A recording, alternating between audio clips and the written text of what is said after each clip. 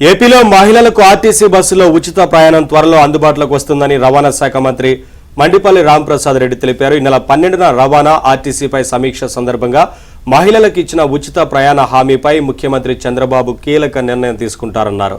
5 ఏళ్ల వైసీపీ పాలనలో ఆర్టీసీ నిర్వీర్యం అయిందని, ఒక్కటంటే ఒక్క కొత్త బస్సు కొనుగోలు చేయని జగన్ ప్రభుత్వం కనీసం బస్సుల మరమ్మతులు కూడా పట్టించుకోలేదని ఆవేదన వ్యక్తం చేశారు.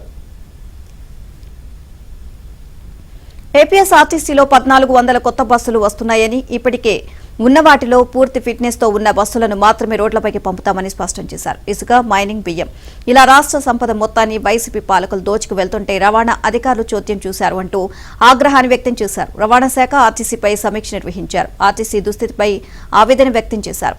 ఇక మంత్రి రవాణా శాఖలో అవినీతిపై ఆగ్రహం వ్యక్తం చేశారు. ఇక రవాణా శాఖలో అక్రమార్కుల పనిపట్టి ప్రభుత్వానికి ఆదాయం వచ్చేలా చర్యలు తీసుకోవాలని అధికారులను ఆదేశించారు.